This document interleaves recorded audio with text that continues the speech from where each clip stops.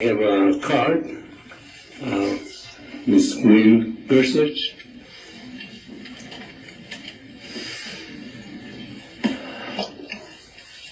Is this the mic?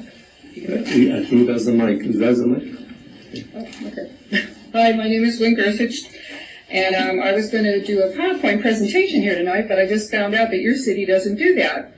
And I did my 3 minutes I gave last night. I was in Millbrae, and I was doing a talk on radiation, and I had a PowerPoint, and then I took it to Menlo Park, and I've also showed it at Palo Alto. Your city has some kind of regulation that you only get to hand out hard copies to people, so people at home do not get to see this on the TV.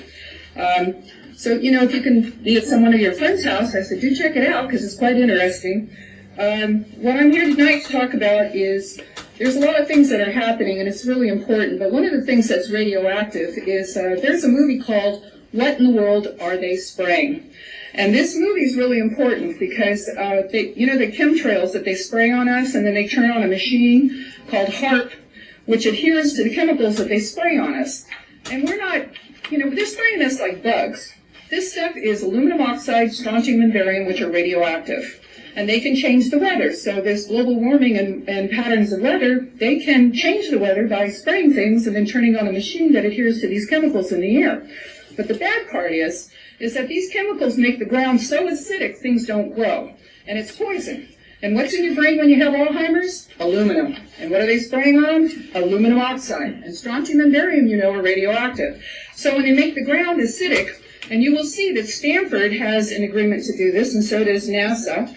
And right now at Lake Shasta up north, the snowpack up there is really poisonous. So if there's a hiker up there and the snow melts and they take a drink of this melted snow, it's toxic because it's aluminum oxide and it's loaded with radiation.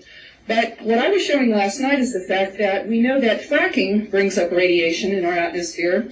And I also showed, too, with the Fukushima, how there was a map that is covered from Canada all the way down to Mexico, the Fukushima fallout, that we are living this. And if people would look at home, check out radiation victims of Chernobyl. You can look at pictures of this and see what these children look like. They've had 1 million people dying when that reactor went down in 1986. And it was only running at half capacity, where we have 6 reactors running at full capacity with these spent rods on top. So right now it's been leaking for almost 2 years. And what we are living in is in the last days. And if you look up whistleblower scientist exposes secrets of Agenda 21, you will see Lauren Moret, who's a nuclear scientist from the Lawrence Livermore Lab, talking about this and saying in the next 20 years we won't even look the same. This stuff is mutating our genes.